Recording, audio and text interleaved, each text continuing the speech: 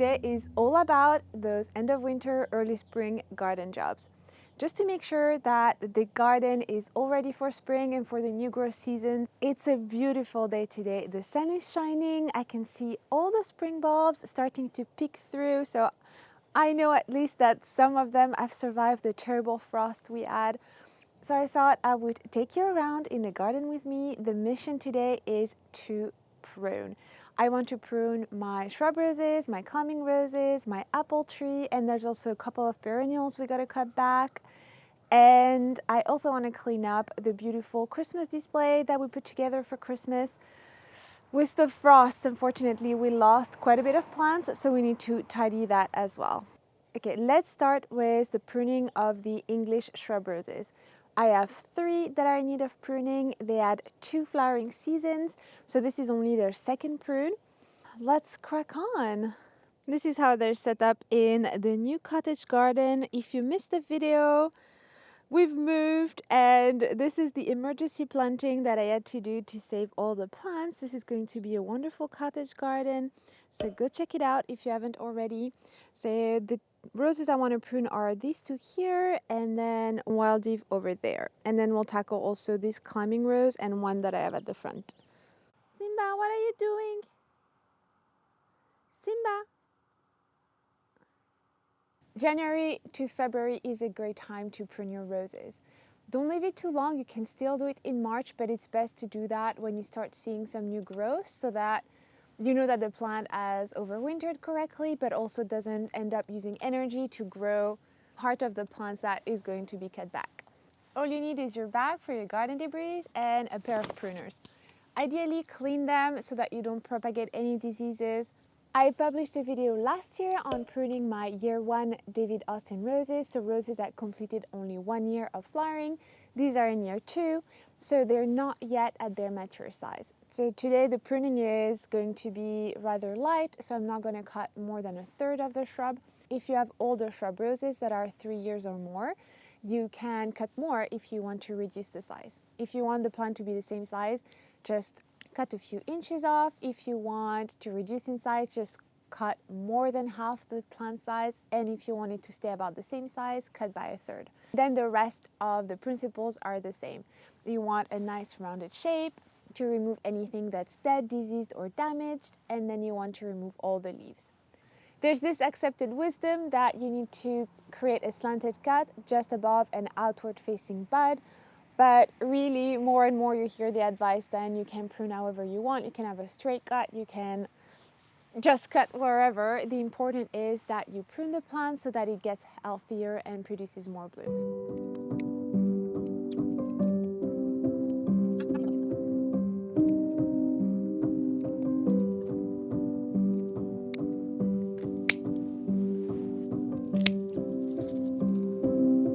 Just gonna clean up a few things at the bottom, so very small stems that won't carry their weight, or anything like this that's just very small and just diverting energy.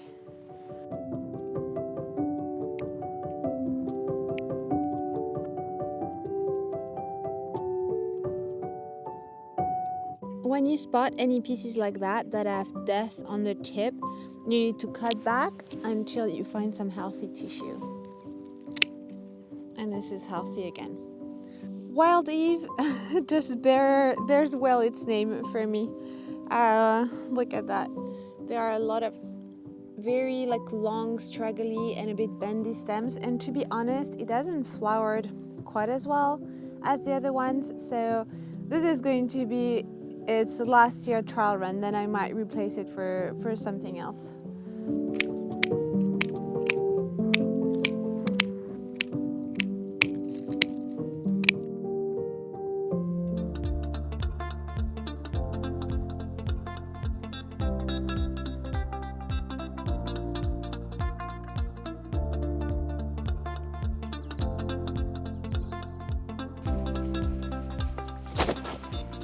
The principle is the same for apple trees. You want to take back branches by about 1/3 and again cut on top of buds.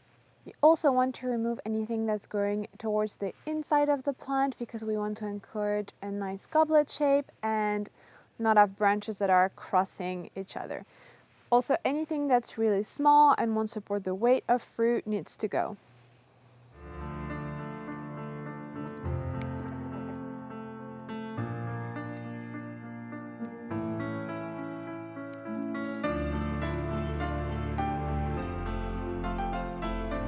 The Christmas display behind me was absolutely beautiful. It was lovely to put together, but after weeks of frosts, a lot of the plants have suffered, the hyacinths and a couple of other things. So it's time to clean it up and refresh it for spring.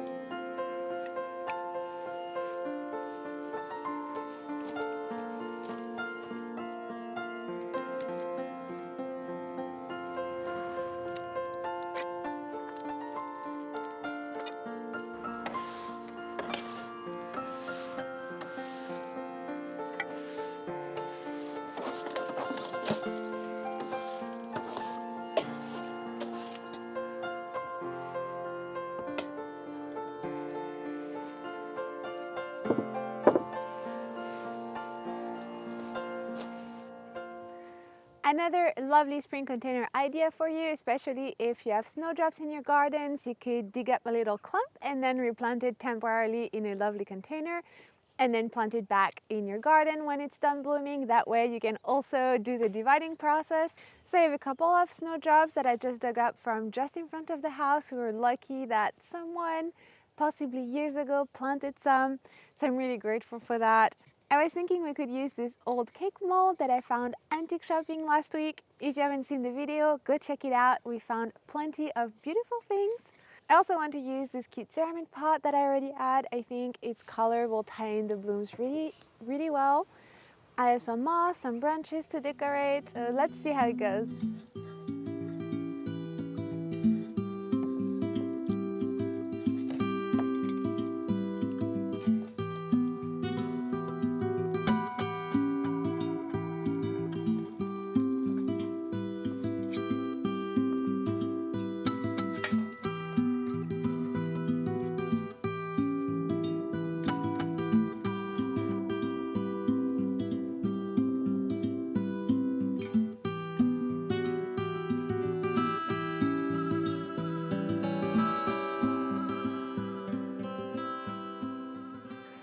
I just love snowdrops. They are so whimsical and are one of those first flowers to herald spring. They are absolutely lovely for woodland, a shaded and moist area. They are a perfect addition to any garden. Right now is a great time to add them in the green once they're done flowering. So keep a lookout at garden centers. It's a great time of year to add them to your gardens.